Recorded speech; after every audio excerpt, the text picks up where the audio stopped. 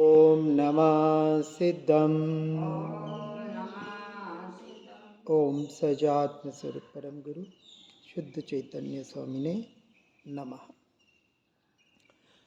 श्री छद्मस्त वाणी आगे बढ़ते हुए ओम उवन उवन उवम उवनम उवनम सोई लोय अनंत प्रवेशम उवन शरण सोई विलयम उवन सोई तार कमल मुक्ति विलसंती।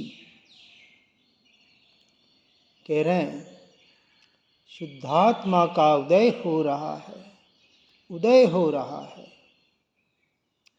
अर्थात उत्पन्न हो रहा है।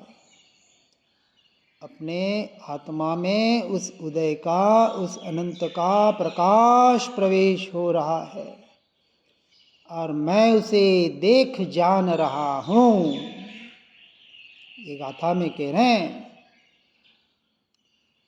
ये जो चैतन्य प्रकाश, ज्ञान का प्रकाश निरंतर उत्पन्न हो रहा है हर समय। हा मैं उसे देखने जानने वाला सच्चा ज्ञाता दृष्टा, पर को देखने जानने वाला मैं नहीं। पर द्रव्य पर भाव ज्ञान में झलकते हैं, जानने में आते हैं। आए तो आए, इससे मुझे क्या। स्वपर प्रकाशक ज्ञान स्वभाव मेरा स्वभाव पर प्रकाशित करता है। ज्ञान में परद्रव्य प्रभाव झलकते हैं, मैं जानने जाता नहीं और मुझे जानना भी नहीं। जिसे जानना है, जो जानने जा रहा है, वही उसी का नाम तो मिथ्या दृष्टि, उसी का नाम तो अज्ञानी। ये भी जीव की दशा। अब मुझे अज्ञानी रहना है या ज्ञानी बनना है, मिथ्या दृष्टि रहना है या सम्यक दृष्टि बनना है, सीधी सी बात। जिसे मोक्ष मार्ग में प्रवेश करना है, अभी प्रवेश की बात है, एडमिशन, उसे परद्रव्य पर भावों को अपना मानना छोड़ना ही पड़ेगा। मैं उसे जानने वाला भी नहीं हूँ, मेरे तो नहीं है, लेकिन उसे जानने वाला जो मेरा स्वभाव है, परद्रव्य पर भाव झलक रहा है, वो भी मैं नहीं, मेरा नहीं। मैं तो चैतन्य प्रकाश को जानने देखने वाला। ये बता रहे हैं जो निरंतर, जिसका उदय हो रहा है, जो निरंतर उत्पन्न हो रहा है, पर्याय में उत्पाद व्यय मेरा स्वयं का प्रकाश ही हो रहा है। ऐसे जिसने दृष्टि कर ली, अब ऐसा जीव आगे बताया उवन शरण सोई विलयम, उसे संसार के शरण का विलय करके, क्या संसार के शरण का विलय, वहाँ से दृष्टि हटेगा, उसको विलीन कर दिया पर में, और उस उदय में, स्वभाव के उदय में जिसकी दृष्टि गई, और उसी उदय में सर्वोदय उवन स्वभाव में तार कमल तारण तरण अपनी मुक्ति का विलास करेगा। ऐसा जीव, ऐसा हम कर रहे हैं और आप भी ऐसा करोगे तो ऐसे बनोगे। गुरुदेव ये कह रहे हैं हमें अब महिमा किसकी करनी, गुरुदेव की या अपने आत्मा की। गुरुदेव परमात्मा कह रहे हम तो कर ही रहे हैं, हमारी तारीफ करो या हमारे पे कीचड़ उछालो, हमें कोई फर्क नहीं पड़ता। हमें मानो या मत मानो, हमारी पूजा करो या पत्थर करो, हमें कोई लेना देना नहीं है। आप आपके भावों को बिगाड़ते हैं, हम क्या, पर पे दृष्टि करके। जबकि परमात्मा, देव, गुरु, शास्त्र हमें पुकार पुकार कर कह रहे हैं कि तेरी दृष्टि तुझ में कर, क्योंकि तू स्वयं भगवान है। तू यानी आत्मा, तेरा आत्मा। तो क्या, किसका, मेरा आत्मा, ये भी पराया लगता है। मैं आत्मा,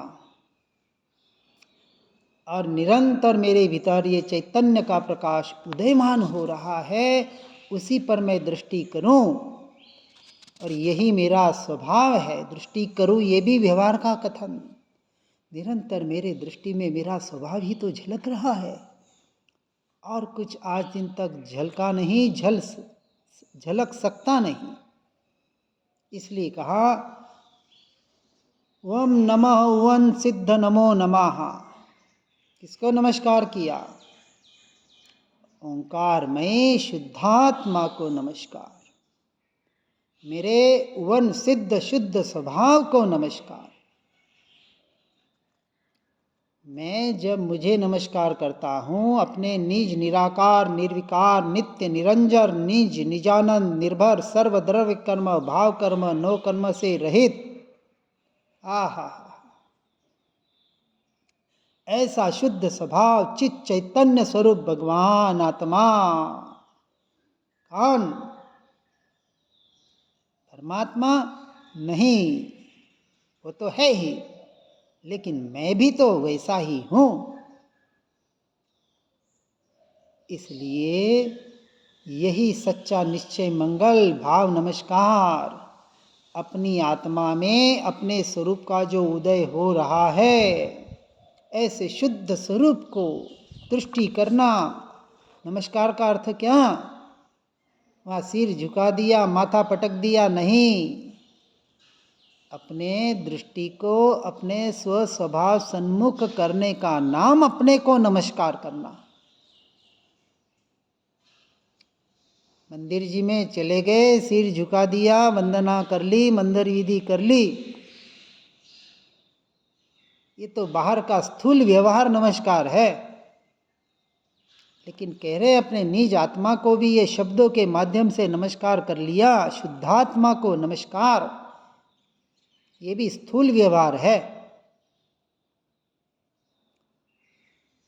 जब व्यवहार से निश्चय घटित नहीं होता, अर्थात उस नमस्कार के द्वारा शुद्ध आत्मा पर उपयोग नहीं जाता, भाव भाषण नहीं होता, तो आपका नमस्कार भी मोक्ष मार्ग के कारणभूत नहीं बनता। पुण्य बंद करके बाहर कुछ भटकाने वाला ही बनेगा। जय जयकार करना, चिल्लाना ठीक है, भावों की अभिवृद्धि होती है, ज्ञानी पुरुषों के भी होती है, लेकिन विचार करना कि भावों की कितनी अभिवृद्धि हो रही है, भाव भाषण कितना हो रहा है, अपने शुद्धात्म स्वरूप का अनुभवन करने का कितना पुरुषार्थ हो रहा है। स्थिरता तो अभी बहुत आगे है, सम्यक चारित्र, अभी सम्यक दर्शन की बात चल रही है, यथार्थ श्रद्धान। इसलिए आगे कहते हैं अपने स्वभाव में जो उत्पन्न हुआ, ऐसे उत्पन्न तारण तरण केवली का समय 5,53,319 का उत्पन्न होगा, और श्री कमलावती और रुइया जिनकी अनुवंदना होगी।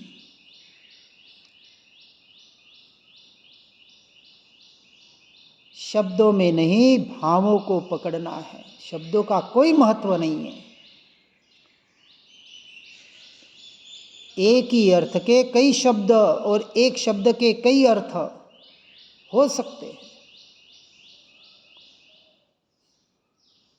यहाँ केवली परमात्मा के समवस्त्र में समस्त 12 परिषदा जो कही, 12 कोठादि विभागों में सर्वदेव मनुष्यों की संख्या 9,1,3,3,5,5 होगी, अर्थात 5,53,319 की संख्या बता रहे हैं। और उसमें कमलावती महाविदुषी और रुइया जिन, इन दोनों की अनुमोदना होगी। ये जिनके भी नाम संबोधित किए जा रहे हैं, उनके होगी, लेकिन मेरी कब होगी? जब मैं अपने में लीन हाँ, वो अपने में लीन हो रहे हैं, होंगे, होते रहेंगे। और हो गए, उन्होंने तो अपना काम बना लिया। हाँ, अब अपने अब मुझे मेरा काम करना है। मुझे अपना काम बनाना है। अब यहाँ समोषण की संख्या की अपेक्षा से भेद करके बता रहे हैं। अब मुझे भी वहाँ पहुँचना, ये भाव करना है, इसमें भी मेरा नंबर लगना है। लगा है, क्योंकि समय भी लगा था, उनके साथ थे। हाँ, पर कुछ एक आगे फिर से आ गए, फिर से लगा है नंबर। बराबर लगाना लाइन में है, लगे हैं। लाइन में लगना है। लगे हैं। इसलिए जो समोषण के 5,53,359 विशेष पदधारी, उनको पृथक करके बता रहे हैं। ज्योति केवली 700, मन पर्यज्ञानी 500, गणधर 11, प्रतिगणधर 1400, अवधि ज्ञानी 1301, संतत केवली 3, अनवधि केवली 3, राजा दानपति 1। इस प्रकार 3,919 सुखपूर्वक मुक्तिगामी हो। ये समोषण का विवरण। अब उस विवरण में आगे और बताते हैं। विशेष जीवों की संख्या 100 धर्म स्वर्गीय 8,000, जति सिद्ध गति 8,000, अनुत्तर गत वैक्रियक 4,000, पूर्वधर 3,000, अर्जिका 36,000, श्राविका 3 लाख, श्रावक 1 लाख, साधक 90,000, कुवादी जय 400। इस प्रकार ये सब और तृतीय सूत्र के 3,900, ये सब मिलाकर 5,53,319 पूरी संख्या है। कहाँ? समोषण में।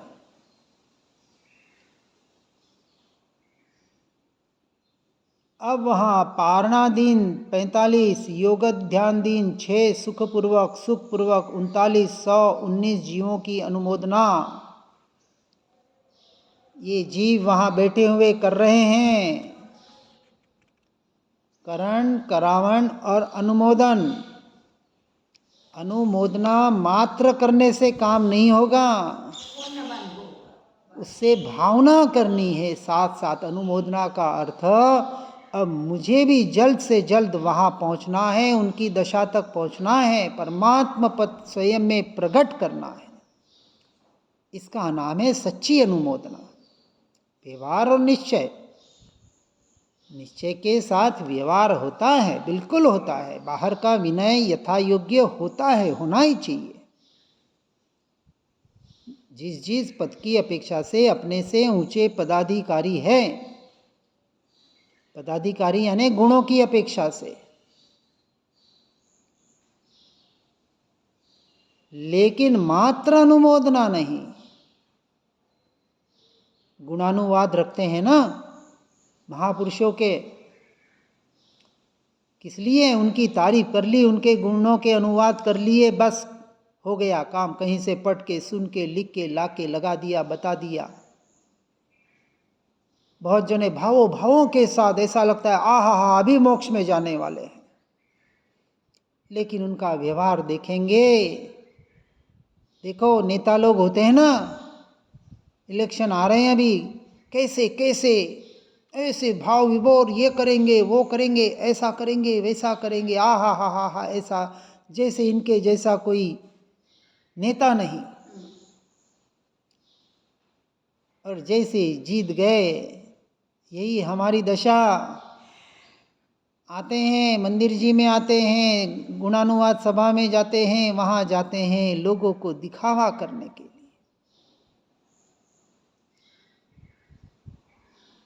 विचार करना, ये यात्राएं होती है, ये यहाँ मेले होते हैं, जो कुछ भी होते हैं, उसमें धर्मी कितने? धर्मी उसे कहा जो यहाँ तो नहीं, यहाँ से जाने के बाद सच्चे धर्म का अर्थात अपने स्वभाव का पालन करे। धर्म अर्थात स्वभाव, क्रिया नहीं। हम तो रोज मंदिर विधि करते हैं, इतने नियम पालते हैं, इतना हमें त्याग है, धूल है। कब तक? जब तक स्वभाव का लक्ष्य नहीं है। स्वभाव के लक्ष्य से पाले तो वो धूल सोना हो गया। बात को बराबर समझना, किसी का निषेध नहीं होता है। वस्तु स्वरूप को बराबर समझना है, और वस्तु स्वरूप को समझे बगैर भेद ज्ञान नहीं होगा, और भेद ज्ञान के बगैर तत्व निर्णय नहीं होगा, और तत्व निर्णय के बगैर ममल स्वभाव की दृष्टि नहीं होगी। इतनी सी साधना है, और इसके लिए 14 ग्रंथ और 14 पूर्व सबका सार इतना ही है। बात इतनी सी है। कहीं से भी जिससे भी तू अपने में ले। हाँ बस। अब ये समोसण में मुक्तिगामी जीव बैठे हैं, मिथ्या दृष्टि भी बैठे हैं, सम्यक दृष्टि भी बैठे हैं, सभी प्रकार के जीव बैठे हैं। अब ये कमलावती शक्ति, सप्तदश शक्ति, आत्मा की अनंत शक्तियों के साथ एक कमलावती नाम की शक्ति ज्योति स्वरूपा उत्पन्न होती है।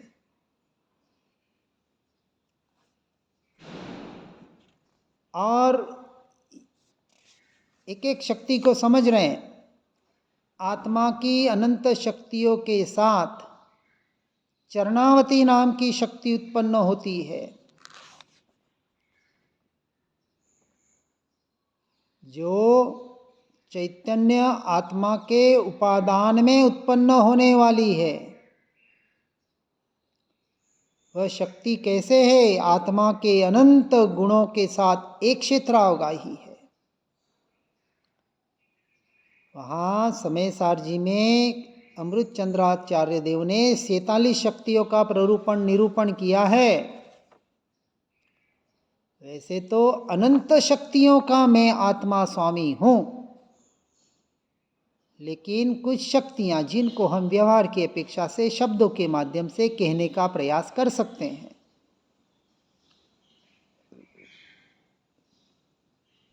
तो इन शक्ति को, पहली शक्ति कमलावती, कमल स्वरूप, निर्लिप्त, प्रफुल्लित, सुरभि, सुगंधित को फैलाने वाली। दूसरी शक्ति चरणावती शक्ति, स्वरूपाचरण के उदय में अपने अनंत गुणों को एक साथ अनुभव कराने वाली। तीसरी कर्णावती शक्ति क्या कह रही है कि करण कारक की प्रमुखता सहित जो है, परिपूर्ण स्वतंत्रता संपन्न, जो अपने कारण से ही अपना कार्य करती है, ऐसी कर्णावती शक्ति। फिर कहा विंदावती शक्ति। कौन सी विंदावती शक्ति? कि निर्विकल्प एक स्वभाव, अद्वितीय स्वभाव, अनन्या भाव स्वभाव संयुक्ता, यह विंदावती शक्ति है। इस शक्ति से संयुक्त जीव जीवन मुक्त अवस्था वाला होता है, क्योंकि जब निर्विकल्प स्वभाव, अद्वितीय अनन्या भाव स्वभाव से संयुक्त हुआ तो जीवन मुक्त अवस्था। इसलिए सम्यक दर्शन से लेकर आगे की अवस्थाएं जीवन मुक्त अवस्थाएं हैं। सम्यक दर्शन का इतना महत्व है। आगे पांचवी भक्तावती शक्ति क्या कह रही है? यह लक्षण भेद से गुणों का विभाग करती है। इसके बिना भिन्न भिन्न गुणों का पृथक रूप से परिचय नहीं मिलता, और यह अपने गुण स्वरूप चैतन्य पिंड में अपने भाव से भेद ज्ञान की जननी है। क्योंकि जब भेद ज्ञान भिन्न भिन्न जानेंगे तो भेद ज्ञान कराएगी ऐसी ये भक्तावती शक्ति। देखो सीधी सी बात, आपका भेद ज्ञान हो रहा है तो ये शक्ति आपकी उत्पन्न है। शक्ति को इतना ही समझना है। यदि उस अनुरूप परिणमन अपने स्वभाव में, स्वरूप में, आत्मा में हो रहा है तो शक्ति प्रकट है। अब उसको अलग अलग से जानने की जरूरत नहीं है। छठी जैनावती शक्ति, जो ज्योति स्वरूपा शक्ति घाती अघाती कर्मों को जीतने में सहायक बनती है, जो स्वरूप में ही उत्पन्न होती है और प्रत्येक च्युत गुण में अपने प्रतिपक्ष कर्म को नाश करने की यह शक्ति हमें प्रदान होती है। अर्थात अज्ञान का नाश होगा, मिथ्यात्व का नाश होगा और अपने स्वरूप में लीनता होगी, तो ये शक्ति अपने आप प्रकट होगी। अब कुछ इसके लिए करना नहीं है, सिर्फ नाम जान रहे हैं हम। काम तो एक ही करना है, स्वरूप रमणता। उसमें ये 47 शक्तियाँ कहो, ये 17 शक्तियाँ कहो, अनंत शक्तियाँ कहो, अपने आप प्रकट होगी। अब उनके भेदों में मत जाओ, ये कौन सी शक्ति और ये शक्ति क्या और वो शक्ति क्या है। सबका प्ररूपण एक आत्मरमणता। ये सिर्फ हम जो शास्त्रों में नाम दिए हैं उसको सिर्फ एक जानने का, जानकारी के लिए प्रयास भले करें, लेकिन काम तो एक करना है, आत्मरमणता, जिसमें अनंत शक्तियां प्रकट होगी। अनंत वीर्य किसे कहा? वीर्य यानी शक्ति, आत्मा की अपनी शक्ति। अब बहुत जने कहते अनंत वीर्य है तो आत्मा फिर ऐसा अज्ञानी मिथ्यात्वी क्यों है? अरे भैया है नहीं, उसका वीर्य, उसकी अनंत शक्ति अपनी स्थिरता के लिए है, अपने लिए है, दूसरों के लिए नहीं है, पर का कार्य करने के लिए। ये तो हम अपने शक्ति का दुरुपयोग कर रहे हैं, इसलिए तो कर्म बंध हो रहा है। आगे की 7वीं शक्ति सूनावती शक्ति। अर्हत प्रवचन से आई और जानी गई ज्योति वही सुवनावती शक्ति है। श्रेष्ठ प्रवचन में व्यक्तव्य सुवयना है और श्रुत ज्ञान के द्वारा प्रकाशित यह सुवनावती शक्ति है। जो श्रुत ज्ञान, अर्हत प्रवचन, उससे जानी गई यह ज्योति स्वरूप आत्मा की शक्ति। फिर आगे 8वीं विगसावती शक्ति, जो आत्मा के दिव्य दैदीप्यमान गुणों का विकास करती है, ऐसी विगसावती शक्ति। स्वयं ज्योतिवंत अपने भावों से उत्पन्न होने वाली, भाव भाषण करें तो ये शक्ति अपने आप उत्पन्न होगी, इसके लिए और कुछ नहीं करना है। सारे साधन साधना में ऑटोमेटिक आ जाते हैं जब साध्य की सिद्धि का ध्येय होता है। इसलिए हमने पहले लिया था, ध्येय के साथ साध्य की सिद्धि और उसके लिए साधना और उसके लिए ये साधन, उसमें ये सब कुछ आपको अपने आप मिल जाएगा। फिर 9वीं कहा रमणावती शक्ति। अपनी आत्मा में ज्योति स्वरूप शक्ति रममाण कराने वाली, रमणीय चैतन्य गुणों में रमण स्वरूपा यह शक्ति प्रकट होती है। फिर कहा दीप्तावती शक्ति, जो दैदीप्यमान स्वयं गुणों से सुशोभित, जो आत्मा ज्ञाता दृष्टा है, आत्मा के प्रत्येक गुण में यह दीप्ति स्वभाव वर्तमान है, इसी का नाम दीप्तावती शक्ति है। उसका शिकार, मैं अनंत गुणों का स्वामी, तो आपकी दीप्तावती शक्ति प्रकट है। ये सम्यक दृष्टि के सब अपने आप होता है, इसलिए सम्यक दर्शन को प्राप्त करे, ये सारी शक्तियाँ प्रकट ही है ऐसा समझना। फिर 11वीं भुक्तावती शक्ति, शुद्ध स्वभाव का भोक्तापना कराने वाली, भोगने वाली। किसका कर्ता भोक्ता? स्वभाव का कर्ता भोक्ता, स्वभाव को भोगने वाला मैं। और ऐसी जो मेरी शक्ति वह भुक्तावती शक्ति चैतन्य आत्मा में प्रकट है, ज्योति स्वरूपा, और निश्चय से आत्मा अपने स्वभाव का ही तो भोगता है, यही तो भुक्तावती शक्ति है। फिर कहा अतुलावती शक्ति, अनंत ज्ञानादि अतुल्य गुणों की ज्योति शक्ति जो अपने स्वरूप में उत्पन्न होती है स्वभाव के लक्ष्य से, ज्ञायक भाव से अभिन्न आत्मा के सर्वगुण्य जो अतुल्य होते हैं, ऐसे समस्त गुणों की अतुल्यता को यह आत्मशक्ति अतुलावती प्रकाशित करती है। फिर कहा 13वीं लखनावती शक्ति, आत्मा का ज्ञायक भाव, आत्मा में समस्त गुण जो दृश्य देखने जानने में आते हैं, फिर भी जो स्वयं को लखने वाला, स्वयं का ज्ञाता दृष्टा ऐसा आत्मा, ऐसे भाव करने वाले की लखनावती शक्ति प्रकट है।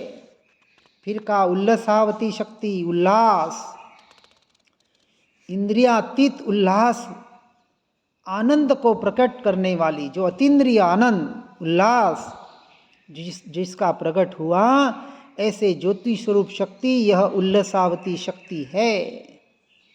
फिर 15वीं विलसावती शक्ति, अपने द्रव्य क्षेत्र काल भाव रूप स्वचतुष्टय तथा अनंत ज्ञानादि स्वचतुष्टय का विलास करने वाली, अपने निर्विकार स्वरूप का प्रकाश करने वाली, परम ज्योति तेज पुंज का विकास करने वाली और भव विनाशिनी शक्ति स्वरूप जो आत्मा में उत्पन्न हुई, विलसाने वाली, उसके सार्थकता सफलता उनके विलास में अनुभूति में जो वर्तमान ये विलसने वाली विलसावती शक्ति।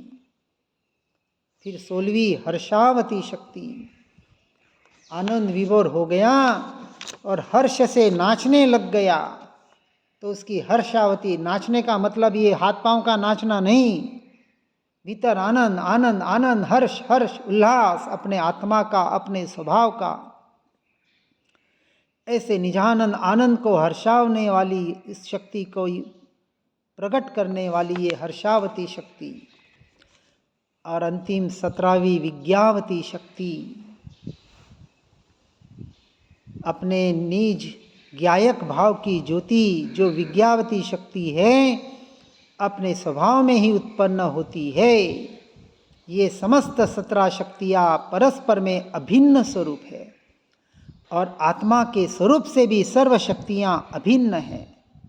इसलिए कहा ये 17 शक्तियाँ हो, 47 हो, अनंत हो, आपके स्वरूप स्वभाव के लक्ष्य से अपने आप प्रकट होने वाली है। आप में ही पड़ी है, आत्मा में ही पड़ी है, कहाँ बाहर से आने वाली नहीं है। ऐसे शक्ति स्वरूप को इसलिए जानना, अपने आत्मा के वैभव के लिए, अपने आत्मा की अनुमोदना करने के लिए, अपने आत्मा का, अपने स्वयं की महिमा लाने के लिए। सर्वोत्कृष्ट सृष्टि का महिमामान पदार्थ कौन? मैं आत्मा, शुद्धात्मा, परमात्मा स्वरूप भगवान आत्मा। सबका सार एक ही, पर द्रव्य पर भावों से दृष्टि हटाकर भेद विज्ञान करके फिर उसको भी भूल के अपने स्वरूप और स्वभाव में लीन होने की चेष्टा करना, पुरुषार्थ करना, इसी का नाम मोक्ष मार्ग है। और हर जीव इस मोक्ष मार्ग में आगे बढ़े, इसी भावना के साथ ओम नमः सिद्धम। जिन वाणी के ज्ञान से हो सम्यक श्रद्धान, हो चारित्र महान उर पाऊँ पद निर्वाण। निज निधि निज में बताई, यह अनंत उपकार है उसके लिए। जिन वाणी माँ को वंदना शतवार है, वंदना शतवार है, वंदना शतवार है।